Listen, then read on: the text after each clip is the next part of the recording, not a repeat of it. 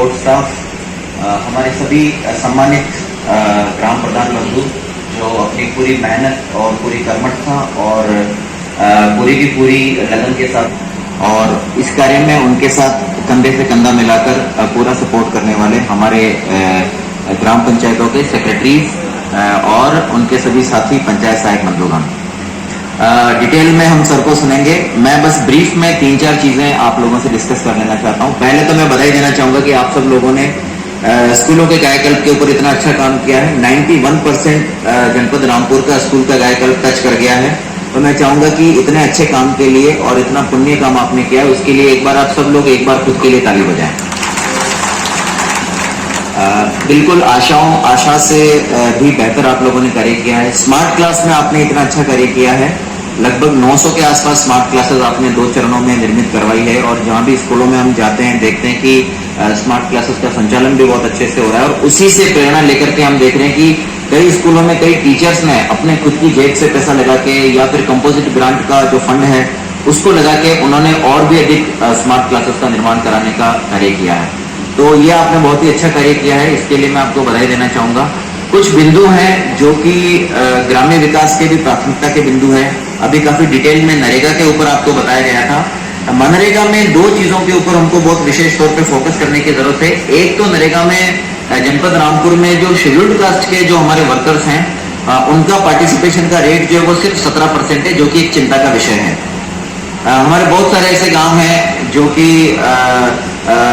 PM Ajay योजना से भी आच्छादित है और शेड्यूल्ड कास्ट की जितनी पॉपुलेशन जनपद रामपुर में है उसके और जितने जॉब कार्ड्स हमारे यहाँ पर रजिस्टर्ड हैं उनके अनुपात में उनको हम रोजगार नहीं दे पा रहे हैं। तो आप सभी से एक अनुरोध रहेगा कि शेड्यूल्ड कास्ट के वर्कर्स के पार्टिसिपेशन के ऊपर आप फोकस दें। इसको शासन से भी लगातार मॉनिटर किया जाता है। एक आप लोगों ने बहुत अच्छा काम किया है। पिछले वर्ष तक भी हमारे यहाँ पर नरेगा में महिलाओं का जो पार्टिसिपेशन था वो 16 से 17% तक था। आप लोगों की मेहनत से वो जंप करके 23% तक चला गया है, लेकिन कम से कम 33% वो मैंडेटेड है, वो होना चाहिए। हमने एक विस्तृत कार्य योजना इसकी बनाई है सभी बीडीओज के साथ में और सभी एपीओज के साथ में। इसको हमने शेयर भी किया है, इसकी हमने चर्चा भी करी है फिर से। लेकिन क्योंकि ग्रास रूट के ऊपर आप लोग काम करते हैं, एक एक जो भी वर्कर है उसके साथ में आप संपर्क में रहते हैं, ये अनुरोध है कि नरेगा के अंतर्गत हम लोग महिलाओं की भागीदारिता बढ़ाने में सतत रूप से काम करें और हम एक सेल्फ इम्पोज टारगेट बना लें कि 30% से ऊपर हम इस वित्त वर्ष में महिलाओं की भागीदारी जो है वो नरेगा में सुनिश्चित करवाएंगे। ओडीएफ प्लस आपका एक बहुत ही अच्छा काम चल रहा है। अब हमारे पास 505 ग्राम पंचायतें ऐसी है जनपद में जिनमें ओडीएफ प्लस के लिए शासन से हमको फंड प्राप्त हुआ है। पिछले वित्त वर्ष में हमको लगभग 38 करोड़ हमको प्राप्त हुआ था। इस वित्त वर्ष में लगभग उतनी ही धनराशि हमको प्राप्त हुई। ये बहुत अच्छी धनराशि है जिससे आप स्वच्छता का पूरा परिवेश आप परिवर्तित कर सकते हैं, इसका कायाकल्प कर सकते हैं। उसमें गुणवत्ता के ऊपर ध्यान दें। आरआरसी सेंटर्स के बारे में हमको बस ये बात कहनी है, मैं बहुत डिटेल में नहीं जाऊंगा। 2 चीजें मुझे इसके संबंध में आपको कहनी है। प्रथम तो आप door to door waste collection के ऊपर ध्यान दीजिए। जहां पर भी हम गांव में जा रहे हैं वहां हम ये देख रहे हैं कि एक तो बाजारों के अंदर जो है वो डस्टबिन नहीं रखे गए हैं। सभी लोग इसको एक अभियान के रूप में चलाइए और मार्केट्स में खुद मार्केट के आपके जो व्यापार संघ है उनसे बातचीत कीजिए। कल भी मैं गांव में गया था, वहां हमने देखा कि एक दुकान के बाहर बहुत सारा कचरा रखा था, तो हमने उसको कहा कि आप एक यहाँ पर डस्टबिन भी रख सकते थे, इसमें कचरा करवाने की क्या आवश्यकता है। थोड़ा सा आप उनको सेंसिटाइज करेंगे, अपनी लीडरशिप दिखाएंगे तो निश्चित रूप से ये जो विजिबल क्लीनलीनेस है जो कि ओडीएफ प्लस का एक बहुत ही इंपॉर्टेंट कंपोनेंट है, इसके अंदर सुधार आएगा। तो एक तो आप door to door waste collection और मार्केट्स के अंदर डस्टबिन का व्यवस्थापन, इसके ऊपर फोकस कीजिए। और दूसरा आरआरसी सेंटर जो है उसका संचालन अभी भी मूल भावना के अनुरूप नहीं हो रहा है। आरआरसी सेंटर को एक्टिवेट कीजिए। आरआरसी सेंटर के साइड में ही हमको कचरे के ढेर देखने को मिल रहे हैं। हालांकि वो सभी ग्राम सभाओं ने बड़े स्तर पर उनको खाली करवाने का काम किया, हम देख रहे हैं कि उसमें रिजल्ट भी आ रहा है। लेकिन आरआरसी सेंटर का संचालन एक आरआरसी सेंटर में 8 लाख, 10 लाख, 12 लाख इस प्रकार का खर्चा जो है वो किया गया है। तो हमारे बीडीओ और एडीओ पंचायत जो है वो तो लगातार इसके ऊपर कार्य करें, लेकिन आप जो है एक बार फिर से इसमें संवेदीकरण, आज भी कार्यशाला में आपका संवेदीकरण किया गया है कि आरआरसी सेंटर का आपको किस प्रकार से उपयोग लेना चाहिए। मैं बधाई देना चाहूंगा, आप लोगों ने बहुत अच्छा काम किया है। कई ग्राम सभाओं ने आरआरसी सेंटर को एक रिसोर्स सेंटर के रूप में डेवलप करते हुए वहां पे वर्मी कंपोस्ट जो है उसका उत्पादन करना शुरू किया। मैंने देखा था कि कोयला, सिंगनखेड़ा, परम कल भी मैं ग्राम सभा में गया था भैंसोड़ी, सब जगह आरआरसी सेंटर के माध्यम से अब वर्मी कंपोस्ट का उत्पादन शुरू हो गया है। तो ये एक बहुत ही अच्छा काम आप कर रहे हैं, इसके लिए आप सब लोग बधाई के पात्र हैं। अन्य ग्राम सभाओं में भी इस चीज को हमको रेप्लिकेट करने की आवश्यकता है। उनको भी पूरा कराने की जिम्मेदारी जो हमारे ग्राम पंचायत के लीडर होते हैं वो ग्राम प्रधान उनकी है और वहां के सेक्रेटरी की। तो मैं ये फील कर रहा हूँ पिछले 5-6 महीने से कि जो जिस तेजी से आप लोग पहले काम कर रहे थे वो तेजी कहीं ना कहीं आप लोगों की कम हो गई है। मैंने विगत दिनों में लगातार माननीय मुख्यमंत्री जी के डायरेक्शन थे कि जो हम लोग जनता दर्शन करते हैं या IGRS में जो लोग शिकायतें अपनी देते हैं तो उन शिकायतों का अध्ययन करके देखा जाए कि किस विभाग से संबंधित शिकायतें जाता है और किस प्रकार का निस्तारण है। कहीं ऊपरी सतही निस्तारण तो नहीं है या मेहनत करके किसी आम आदमी की जिंदगी में व्यापक परिवर्तन का सकारात्मक प्रयास किया गया है, उसको देखा जाए। तो मुझे बड़ा दुख है ये कहते हुए कि आप में से बहुत सारे लोग जो है वो अपना ये नैतिक कर्तव्य भूल गए। अभी मुझे लगता है कि आप सबको अचीवमेंट्स अलग अलग योजनाओं के बारे में भले ही हमारा अच्छा हो, लेकिन मैं हमेशा ये बात कहता हूँ जो अच्छा हमने कर दिया बहुत अच्छी बात है, उसके लिए हम आप सबको बधाई देते हैं, हमको भी बधाई मिलती है। लेकिन हम भूतकाल में नहीं जी सकते कि जो हमने पहले अच्छा कर लिया उससे वर्तमान और भविष्य हमारा अच्छा हो जाएगा। आज हम क्या कर रहे हैं, आगे क्या करेंगे और जो चुनौतियां हमारे सामने रह गई है उसको कैसा पूरा करेंगे, वो सबसे महत्वपूर्ण चीज होती है। और जो व्यक्ति उसको समझ के काम करता है तो मेरी नजर में वास्तव में वो एक सच्चा एक शासकीय कर्मचारी है, सच्चा जो जनता का सेवक हम जिसको कहेंगे वो है। और जो केवल अतीत की बहुत स्वर्णिम स्मृतियों में होकर जीता रहता है तो उसमें कुछ नहीं निकलता। बहुत सारे लोगों को मेरी बातों में आलस आ रहा होगा, जैसे वो सफेद शर्ट वाले भाई साहब बैठे हुए हैं, उनको उबासी आ रही है कि क्या आके बातें बताया कि हर बार आते हैं और चले जाते हैं। तो मैं यही कहना चाहूंगा कि उबासी अभी ले लो और जिस दिन फिर हमारा डंडा पड़ेगा तो उस दिन फिर पछताओगे, फिर आओगे रोते हुए मेरे पास किताब वो ऐसा हो गया वैसा हो गया। तो पहली चीज तो मैं कहना चाहूंगा आप सबको, योजनाओं की समीक्षा हम करेंगे बाद में। तो आपके जितने सचिव यहाँ पे बैठे हुए हैं उन सबको मैंने अभी 4 दिन पहले लेखपालों के साथ में बुलाया था और बहुत ही खराब जो हमारा जो लोगों की शिकायतों पे कार्रवाई है वो बहुत पुअर परफॉर्मेंस है। मैक्सिमम प्रदान जो है सबके लिए ये लागू नहीं होता। मैक्सिमम प्रदान जो है वो फिर से जब मैंने पहली बार भी जब आप जुड़ के आए थे, बीच में भी जब मैं मिलता हूँ हमेशा कहता हूँ कि गाँव की जो आपकी पंचायत का चुनाव था वो खत्म हो गया। हर मजरा हर गांव का व्यक्ति वो आपके गांव का निवासी है, उसमें उससे भेदभाव करके और वहां पे भेदभावपूर्ण विकास कार्य कराना ये हम कतई स्वीकार नहीं करेंगे। तो ये पैसा आपकी कटौती नहीं है, आपके पूर्वजों ने आपको नहीं दिया, ये पैसा सरकार का है, जनता का है। राज्य सरकार और केंद्र सरकार की निधि प्राप्त होती है और उसमें कहीं गाइडलाइन में ये नहीं आता है कि प्रधान जी को जिसने वोट नहीं दिया उसके यहाँ पे काम नहीं होगा, वो भटकेगा। तो लेकिन ऐसी शिकायतें मेरे पास बहुत ज्यादा है। सर मैंने अभी कई बहुत सारे लेखपालों को सस्पेंड कर दिया है, बहुत जिला स्तरीय अधिकारी यहाँ बैठे हुए हैं, ये सब की जो सेवा पुस्तिका है इन सब में भी उनके खिलाफ भी कार्रवाई हमने सुनिश्चित की है। तो कोई अल्टीमेटली आप लोग ये ना समझे कि भी हम तो चुपके आगे 5 साल तक व्यवस्था के ऊपर बोझ बन के बैठेंगे, हमारा कोई क्या कर लेगा। तो अब अगला डंडा आपके लिए है हमारा, क्योंकि अल्टीमेटली 16 लाख लोग इस जनपद में गाँव में रहते हैं और भी ज्यादा रहते होंगे, 26-27 लाख की पॉपुलेशन है। लेकिन जो नगर पालिका नगर पंचायतों को हटा दें लगभग 16-17 लाख लोग यहाँ जनपद में गाँव में रहते हैं। तो उनकी देखभाल करना आपकी जिम्मेदारी है और देखभाल करने में कोई किसी को बच्चे की तरह खाना तो खिलाना नहीं होता है। तो देखभाल करने का तात्पर्य यही है कि जो एक तो शासकीय योजनाएं हैं बिना भेदभाव के उनको सबका लाभ मिल जाए। दूसरा, जो व्यक्ति फिर भी अगर परेशान है किसी कारणवश उसकी बात उनके उसका स्थानीय स्तर पर ही निराकरण हो जाए, उसको भटक के ब्लॉक में या तहसील में या कलेक्ट्रेट में ना आना पड़े, विकास भवन में ना आना पड़े। और अगर उसके बाद ही वो भटक के आ गया तो पहला सवाल जो हम पूछते हैं, मैं फिर आपको दोहरा रहा हूँ, मैं बार बार इसलिए दोहराता हूँ ये सब चीजें ताकि आपके दिमाग में मनोमस्तिष्क में घुस जाए। फिर कल को आपको ये अवसर नहीं मैं नहीं दूंगा कि साहब आपने बताया नहीं था और आपने सीधे कार्रवाई करती है हमारे ऊपर। इसलिए रेपुटेशन भी लगता हो कई लोगों को, लेकिन मैं इसलिए बताता हूँ कि जब मैंने बता दिया उसके बाद भी अगर कोई चीज नहीं होती है, इसका मतलब मेरे शब्द को और उसके बाद में माननीय मुख्यमंत्री जी जो हमको जिस अथॉरिटी से विकास कार्यों के लिए यहाँ पे भेजते हैं, उस चीज को चुनौती दी जा रही है, व्यवस्था को चुनौती दी जा रही है। तो व्यवस्था को चुनौती देने के ना साहस किसी में ना कोई दे सकता है, और ना उसको चुनौती देने के बाद में कोई व्यक्ति सर्वाइव कर सकता है। तो इसीलिए जब हमारे पास कोई व्यक्ति आता है तो हम, अब आप में से बहुत सारे प्रधान सेक्रेटरी को मैंने बहुत सारी शिकायतों में बुलाया भी है, हो सकता है पता नहीं उन्होंने आपसे चर्चा की होगी, 100% की होगी, क्योंकि ये सब चर्चा के बिंदु होते हैं कि डीएम साहब ने बुलाया था और उसमें कईयों पे हमने कार्रवाई भी की थी। आप सब में देखा होगा कि जिन्होंने आवास योजनाओं में स्थानीय राजनीति के वश और कटुता के वश जो पात्र व्यक्ति था, गरीब व्यक्ति था, उसका अगर शोषण किया, उसका नाम काट दिया, तो हमने जिम्मेदारी भी उसकी तय की। पर मुझे खुशी है उसमें कि उन्होंने अगर गलती की तो स्वीकार किया, स्वीकार करके प्रयास किया कि अपनी गलती का हम लोग सुधार कर लें। ये भी अच्छी बात है, सुबह का भूला अगर शाम को घर आ जाए तो भूला नहीं कहते। तो उनको मैं बहुत धन्यवाद देता हूँ कि जो व्यक्ति गलती करे स्वीकार कर ले, सुधार कर ले, वो सबसे अच्छा व्यक्ति है। लेकिन कुछ लोग ऐसे होते हैं जो गलती भी करेंगे, छुपेंगे भी और मानेंगे भी नहीं और प्रयास करते हैं गुमराह करने के, तो उनका फिर ईश्वरी मालिक है, फिर वो अपने नियति का निर्धारण खुद कर रहे हैं, तो वो उसके लिए उनको धन्यवाद, उसको हम देखेंगे फिर आगे। तो इन सारी बातों का सार ये, जो सबसे पहली चीज मैं कहना चाहता हूँ, मेरा जो आज की कार्यशाला में मेरी तरफ से जो पहला बिंदु है, आप सब लोग उसको अपने डायरी में नोट कर लीजिए। वैसे मैंने सारे एसडीएम्स को पर डे और पर मंथ क्या कार्रवाई करनी चाहिए, 30 बिंदु का एक नोट भेजा है जो अपने डायरी के पहले पेज चिपकाने के लिए।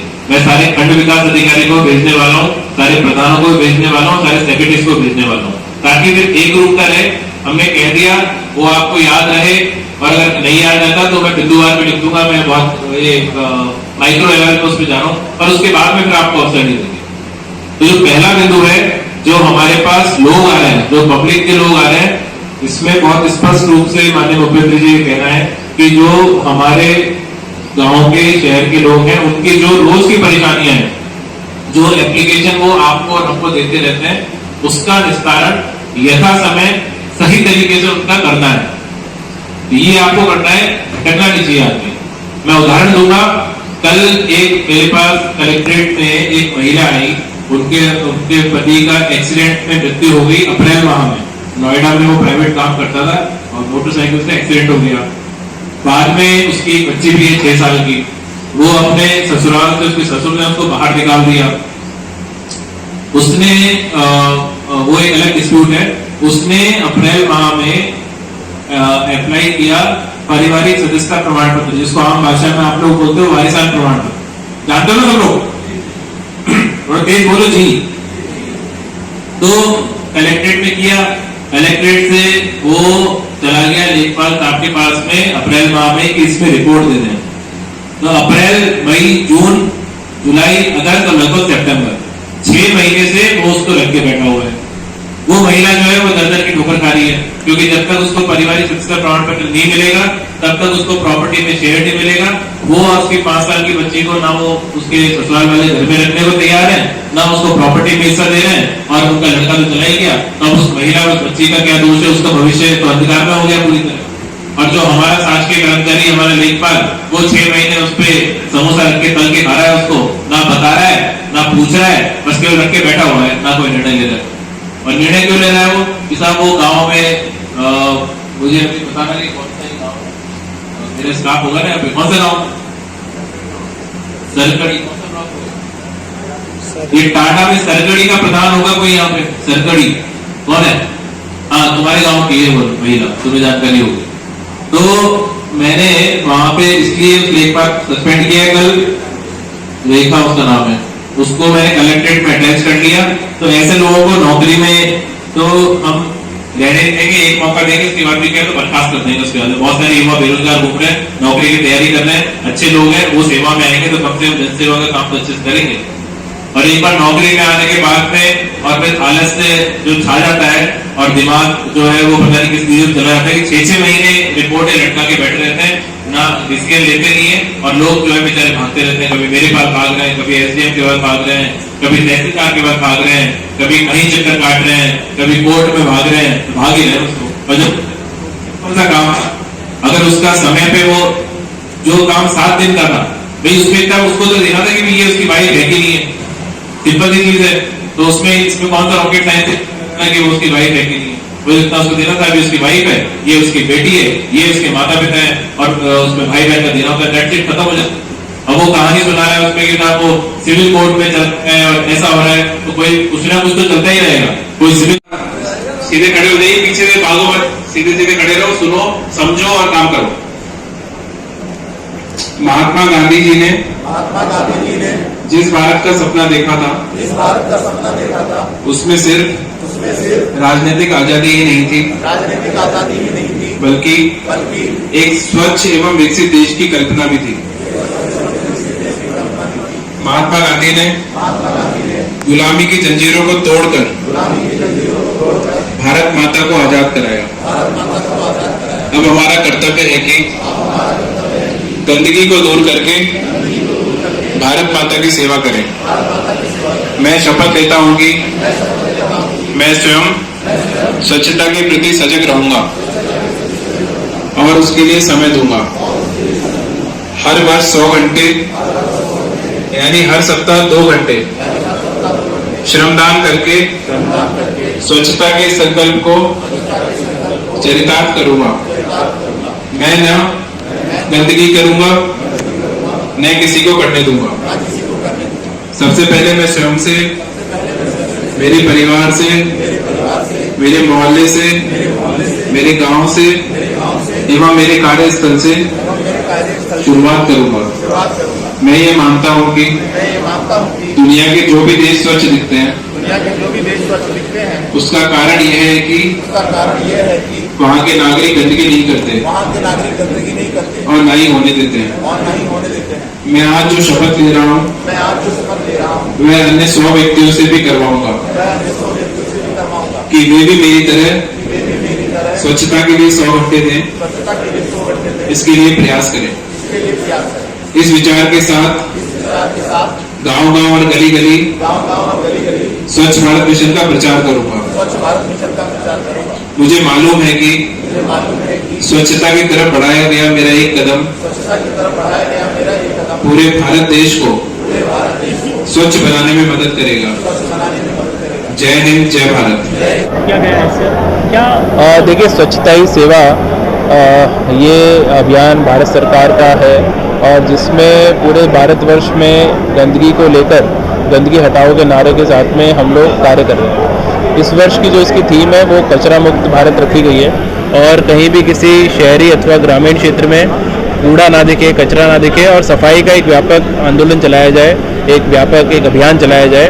उसके लिए माननीय मुख्यमंत्री जी के सरकार के निर्देश हमें प्राप्त हुए हैं। तो इसीलिए आज हमने सारे जनपद के प्रधानों की, हमारे सभी सचिवों की, सभी खंड विकास अधिकारी, जनपद स्तरीय अधिकारियों की कार्यशाला यहाँ बुलाई थी और न केवल स्वच्छता के बारे में, कचरा मुक्त भारत अभियान के बारे में उनको बताया गया है, बल्कि जो हमारे उत्तर प्रदेश सरकार के का जो ध्येय है, जन प्रथम नागरिक प्रथम, यानी नागरिकों की समस्याओं का समाधान करना और जो अंतिम व्यक्ति अंतिम पायदान पर उसकी समस्या का समाधान करना, उस ध्येय के साथ में सब लोग आगे बढ़े, उसके बारे में बहुत विस्तार से बताया गया है। शिक्षा में, स्वास्थ्य में, कुपोषण में, पंचायती राज में, ग्राम्य विकास में जो जो जिम्मेदारी पंचायतों की निर्धारित की गई है, सारे प्रधान उसको बहुत अच्छे से निभाएं, दूसरे डिपार्टमेंट के साथ में कोऑर्डिनेशन करके सारे सेक्रेटरी काम करें।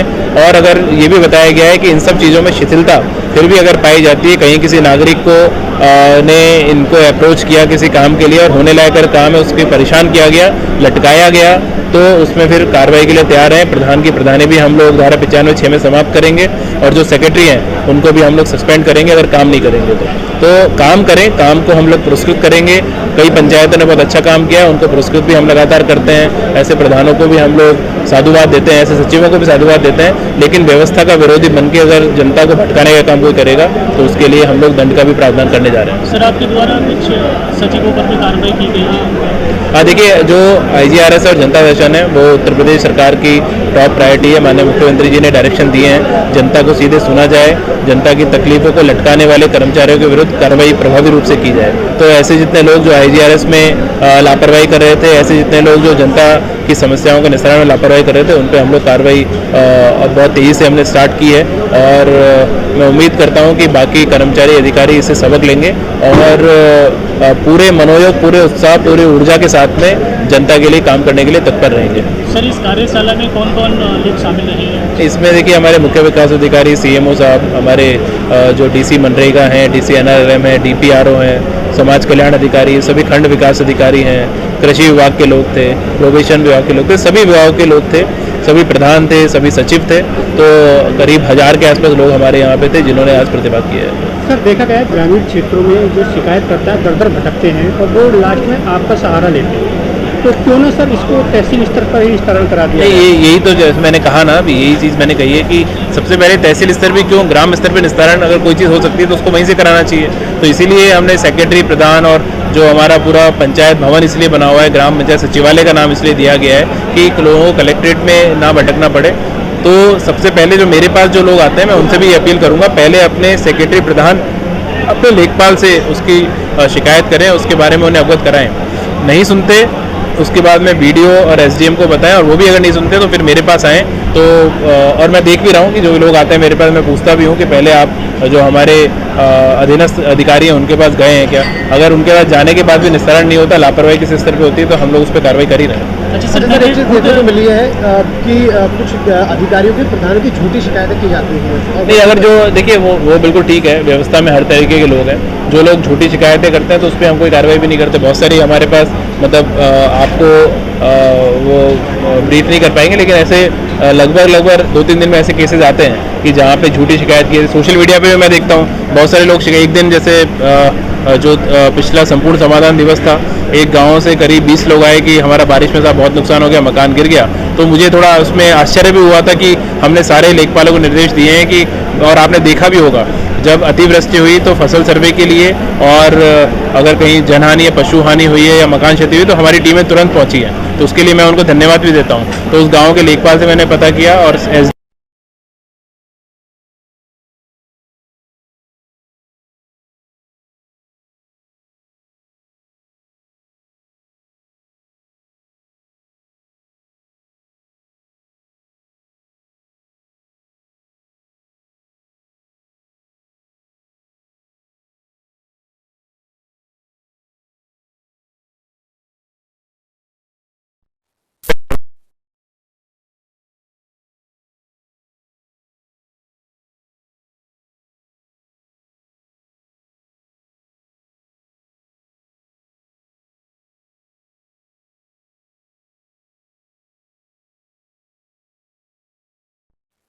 सरकार की योजनाओं का लाभ दिलाने के लिए धरातल पर किस तरह, क्या आपका डंडा जारी रहेगा ग्राम प्रधानों पर? देखिए, सरकार की योजनाओं को धरातल पे लागू करना प्रधानों की और सचिवों की जिम्मेदारी है, और वो कर भी रहे हैं। जैसा मैंने अभी कार्यशाला में भी कहा कि जितनी हमारी मेजर स्कीम्स हैं जिसका लाभ लोगों को मिलना चाहिए, स्वास्थ्य में आयुष्मान भारत का योजना बहुत सारे लोगों को लाभ मिला है। अभी हमारे CDO साहब ने बताया था कि टॉप 10 में हमारे पूरे प्रदेश उसमें है भी। पर जो लोग, जिनका काम हो गया, तो हमारी चिंता उनके साथ साथ जिनका नहीं हो पाया, जिनका नाम नहीं आ पाया, उनको लेकर ज़्यादा होती है। तो वो हमेशा एक लिस्ट बनी रहती है। तो उस पर हम लोग प्रयास करते हैं कि जो लोग योजना के अंतर्गत अगर पात्र हैं तो वो ना छूटें कम से कम। तो उसी के लिए हम लोग प्रयास करते हैं, चाहे राशन कार्ड की योजना हो, पेंशन की योजनाएं हो, रोजगार की योजना हो, मनरेगा में काम को लेकर हो, किसी के यहाँ पे नाली सड़क खड़ंजा बनना हो, पार्क बनना हो, लाइट लगनी हो, तो इन सब चीज़ों पे लगातार प्रयास कर रहे हैं। और ऐसा नहीं है, बहुत सारी, यही वो टीम है जिसने बहुत अच्छा हमारा काम भी किया है, और मुझे विश्वास है कि आगे भी ये सब लोग अच्छा काम करेंगे, चूँकि बीच बीच में उन सबको बुला के